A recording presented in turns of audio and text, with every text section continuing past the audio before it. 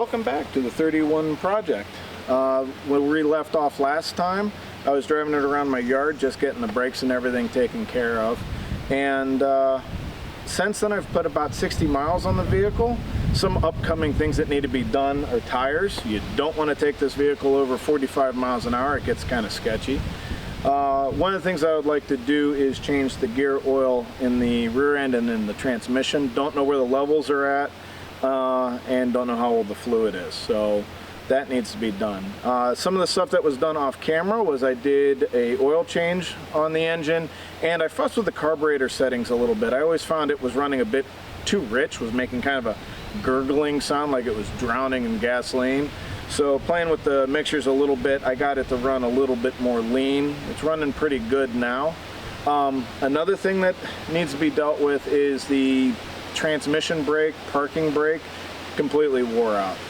Having some trouble finding one online, so we may have to buy some brake material and some rivets and reconstitute that part. I have found one for a newer Plymouth. We'll see if that works. Who knows, they could have changed diameters or dynamics of everything, so we'll see how that works out. In the meantime, enjoy. Well, welcome to the inside of the car. Some of the things that I've learned driving it, the clutch, the springs on it must not be all that strong, so you just don't have to baby it. Just pull back on the clutch, let it go into gear. I was kind of riding the clutch a little bit too long, and I was making the car kind of hop. I thought the clutch was going bad, but as I've gotten more used to driving the car, it looks like it was more me than anything. The other thing is my buddy Josh fixed up this little bracket. It had rotted out over the years. The bracket has two pull cables that go to it. One is the throttle, one is the choke. Mostly need these for cold weather starts. With the nice weather, I haven't really needed it, so I'll need it this winter when I let it run in the garage for a little bit. The throttle pull you gotta be careful with because it is just that. It is a throttle pull. The idea is to have it off of idle when you start the car, especially for crank starting it. I'm going to use the electric start, don't feel like breaking my arm. But the problem is it can also be a crude version of cruise control where it just holds the throttle in a certain position. The third pull that's on the dash is for the freewheeling. I've noticed somebody, previous owner, kind of took a coat hanger and tied it into a position to always be in. So got to figure out what's up with that, why they did that, fix if something needs to be fixed, and you know, make it workable. The heater works really well. It's always on. There is an electric blower that you can turn off, but the radiator is always radiating heat. The front windshield kicking out is nice because on a hot day, the inside of this car can get quite warm. So with all 6 windows down and the windshield kicked open, you get a fair amount of air conditioning. All the gauges work. The gas gauge has seen better days. It's probably going to need to be replaced or at least dealt with. In any case, let's get started. Alright, we're back in the engine bay. Got the updraft carburetor here. This is the choke and the choke return spring that goes to the bracket that's here. You got your choke cable, your throttle cable, your throttle linkage. Now how all of this works, because these are the springs that I was talking about I wish were a little bit stiffer, is on the floor there's a button that's your throttle. When you push that button with your foot, it pushes this forward, gives you more throttle. These springs here and these springs here snap that back. Here's your idle adjustment screw. And then this here is your idle mix screw. It's kind of an air-fuel mixture screw. And this is your choke air-fuel mixture. So with all of that, let's get this bracket installed. First, we'll take this bolt out.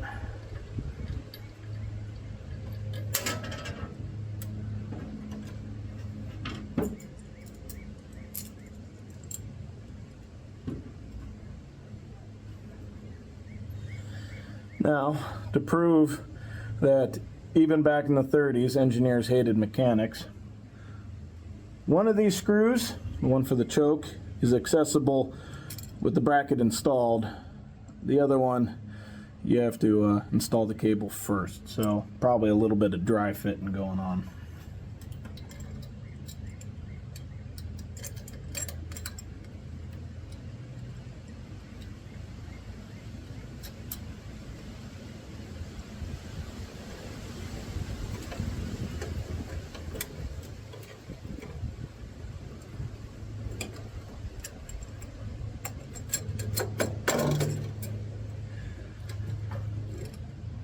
Now, this cable, the idea of it is to attach to this so that when you actuate the pull on the dash, it will pull this and will, actuate this here.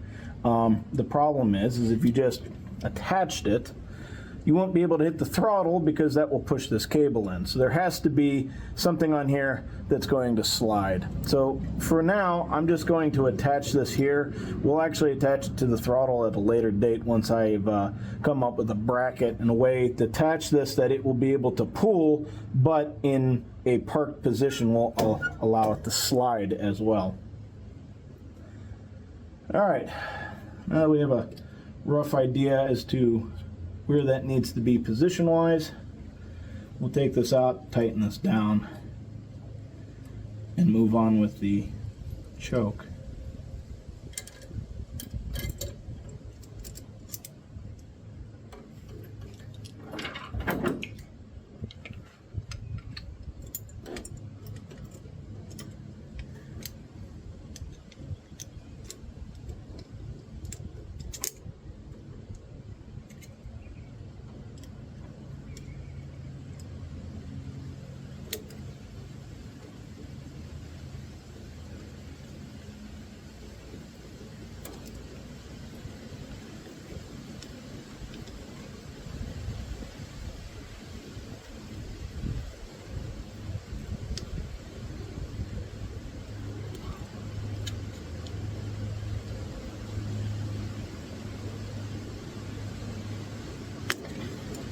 Now you want this to be tight because otherwise when this pushes and pulls, this cable will just slide around.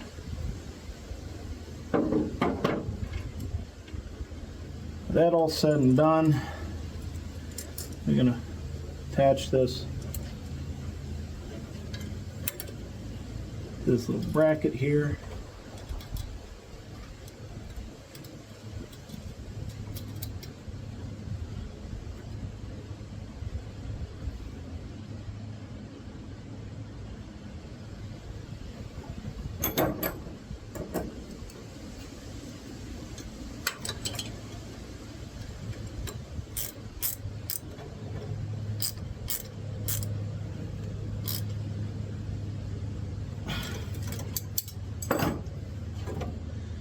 Alright, now this has to snake around where it's not going to get tangled up with anything.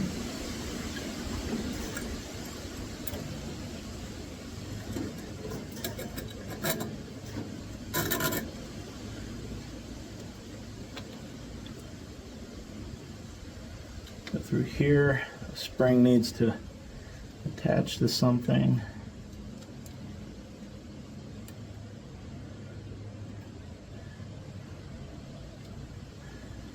Alright.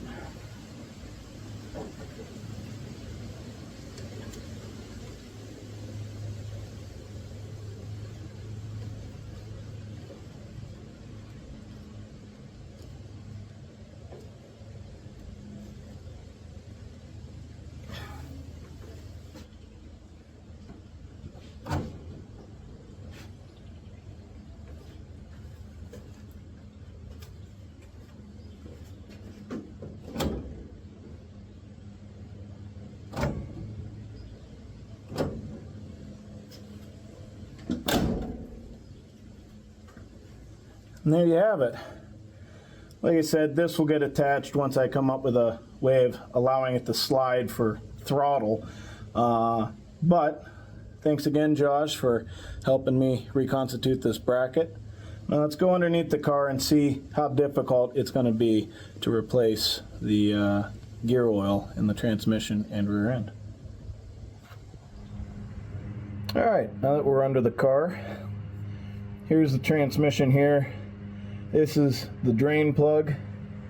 Over here on the side is the fill plug, and this is the parking brake lever that is in the way.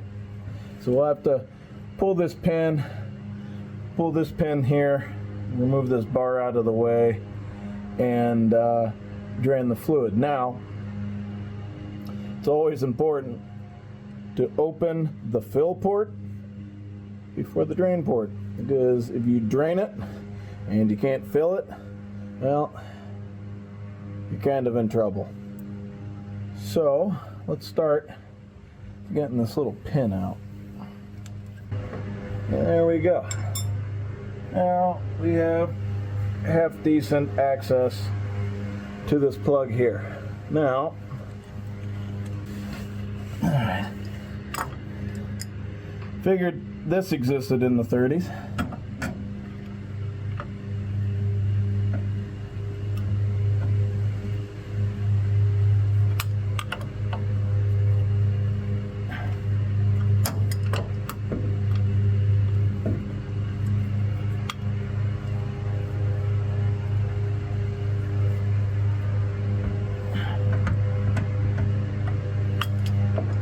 There we go.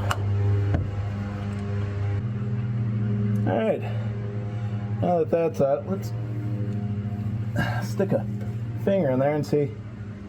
Oh yeah, we should have checked that before we drove the car.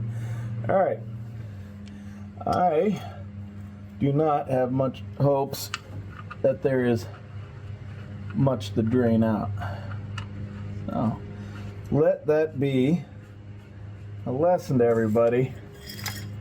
Check your fluids before you start driving your 100-year-old car around. Alright, here's to hoping that there is something in this transmission. Oh yeah.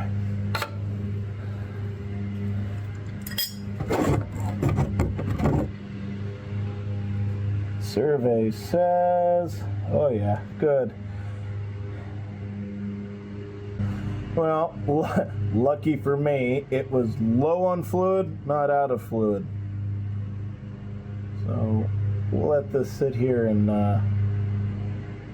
puke for a little bit. Okay, so we've let this drain for a good little while. Put this plug back in.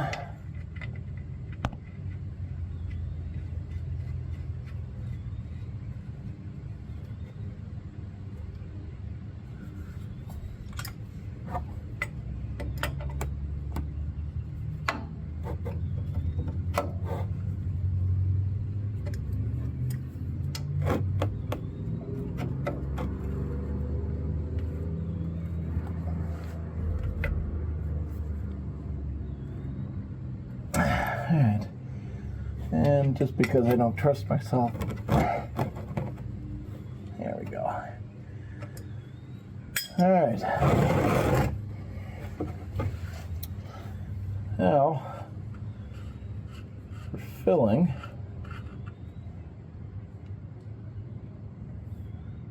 put that there,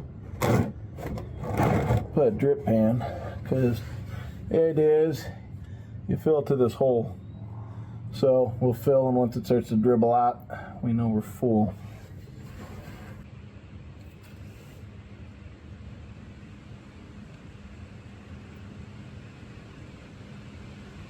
Alright.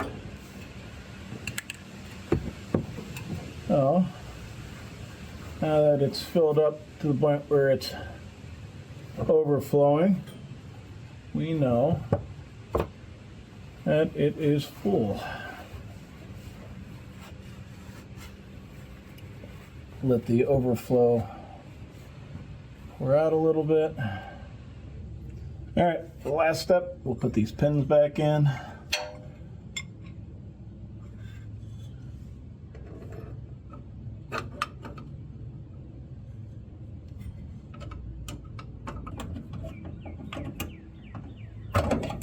It's amazing how easy this is now that everything's covered in oil. There we go. All right. Brakes done. Fluid has been changed. Let's go to the back.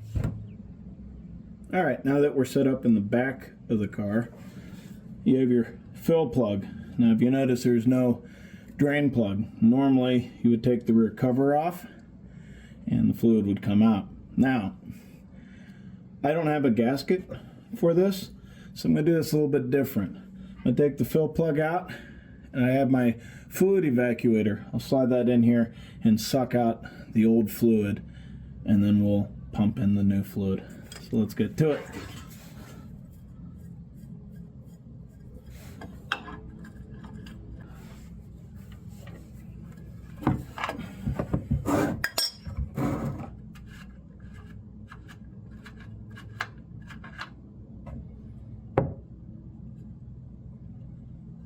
Ooh.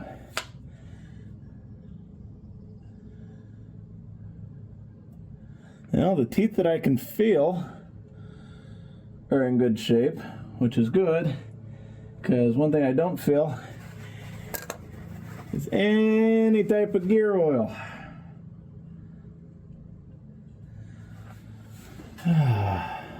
Things that you need to check before you start driving an old vehicle.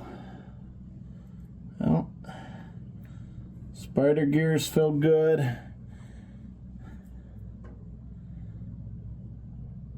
And yeah. But for as far down as I can feel with my finger, which is entirely way too low, that is bone dry.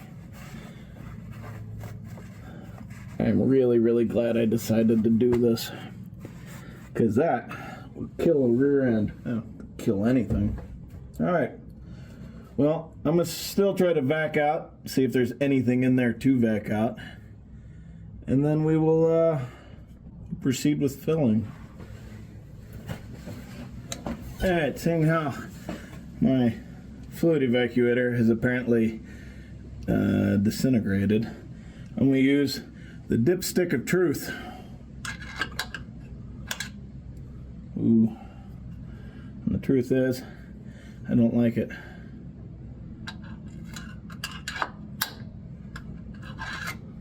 Oh yeah. Let's go fill it with fluid.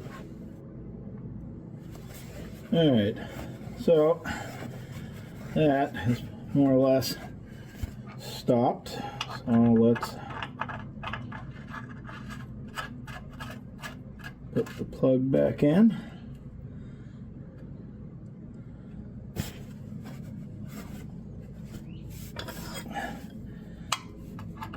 Tighten it back up.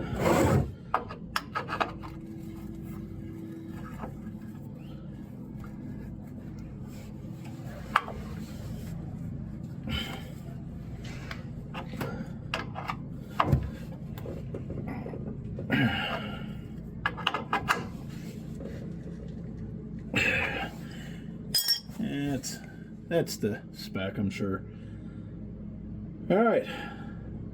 Well, with that, let's lower it back onto its wheels, and for once in my life, clean up the garage. Well, that's one more project done. New fluid in the transmission, new fluid in the rear end. I do want to say I've been extremely lucky with this vehicle. When I got it, it didn't run. The wheels were locked up, brakes didn't work, and incrementally been getting it more and more roadworthy. But with the finding of no oil in that rear end, I do want to take a moment and kind of talk about that. Whenever you buy an old vehicle, doesn't have to be this old, any used vehicle, you don't know what the previous owner has done to it. And it's always important to make a list of everything that you can think of to check, to make sure that it is worthy for going on the roads. That rear end could have broken any manner of ways because it did not have any lubrication. So to put this in terms that even a school kid could understand, before you go and play with your new toy, make sure you do your homework first. It's important for not only your safety, but the safety of the other people that are driving on the roads.